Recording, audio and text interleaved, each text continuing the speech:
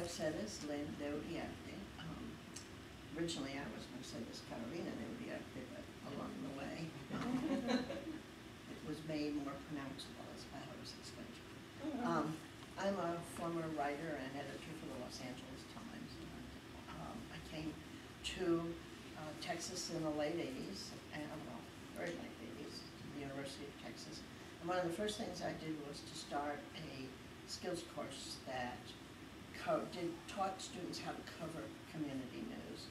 And they published, actually, a publication called Texas, which we did for 10 years. It eventually won the Robert F. Kennedy Memorial Award for Outstanding Journalism. So we're all very proud of that. Now I teach graduate courses where all of my graduate students are required to put in 20 hours with local nonprofits, grassroots nonprofits, not Salvation Army and those kinds of things. And one of the things I'd like to see is that developed more, because most of my students come with a lot of media skills and a lot of ability to do websites. So part of what I'm doing here today is looking for more nonprofits to interact with.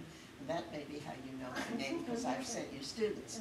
A lot of my students are required to only do 20 hours a semester, but most of them, well, most of them, get so involved that they continue often through the rest of the time they're at UT to work with that nonprofit.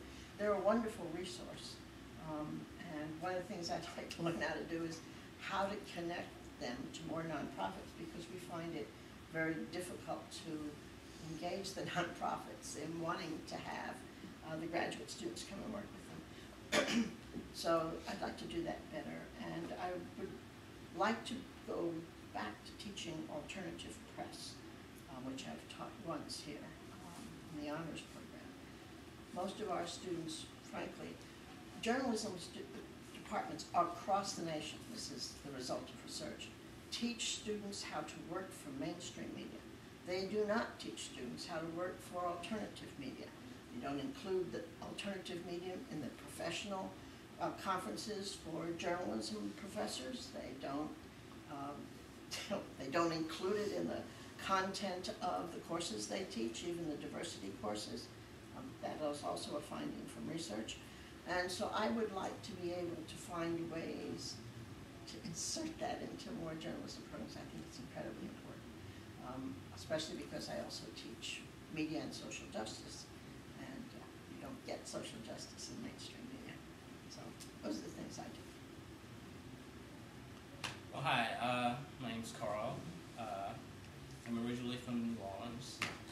Ended up in Texas when the Army sent me here to train me as a medic. I wound up in San Antonio, and after I got out of the Army, somehow I discovered there was a new holiday called International Women's Day. That was 1995, and I actually saw my good friend Tammy and my good friend Anna Cisnet from Austin Freenet actually recite some poetry in the park in San Antonio. And I ran into some folks from Co-op Radio, and they said, you should move from San Antonio. You should move to Austin. So I came to visit. One of my friends I just met had a show on the radio, I think it's called Working Stiff Journal, and he interviewed me.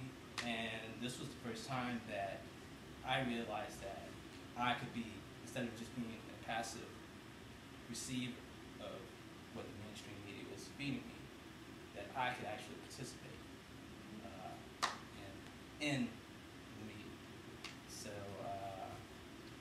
and it just went uphill from that. Later I ran into a guy here who discovered that I just got out of the Army, and he recruited me to Veterans for Peace, and he introduced me to somebody from ACTV, Jesus, who was actually one of the instructors, who's a Navy veteran, and we did a show for Memorial Day where all these guys from Austin talked about their experience in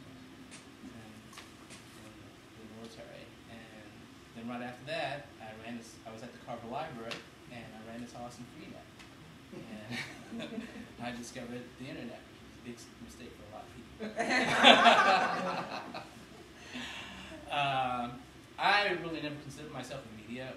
person. I've always been a political activist, and I never thought of, I guess I didn't know that, the alternative media existed. I never thought of using communications as a tool in activism. So my time here in Austin has shown me that is very, very necessary that we teach that.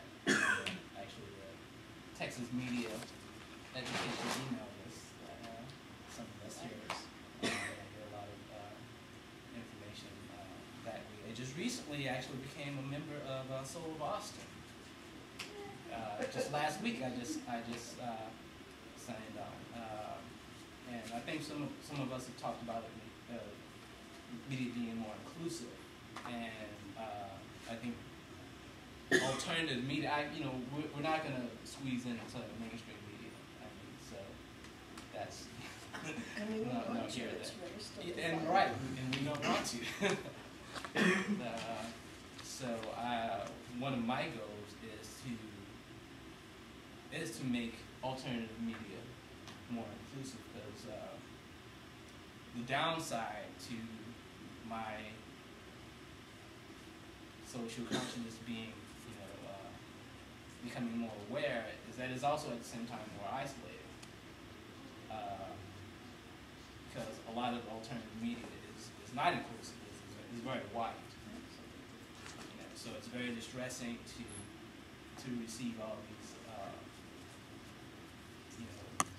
good info and not being, passing it on, and to know that none of my neighbors around me in East Austin are getting it because they're not on your listserv. So one of my goals is to make our alternative media more inclusive.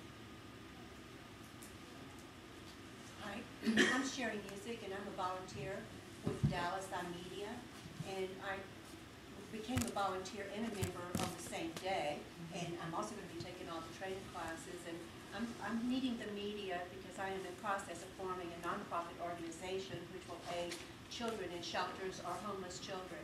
And I know that the media is going to be able to help fund my organization to bring in more dollars, which will again go back to assisting these children in the shelters. And that's my goal.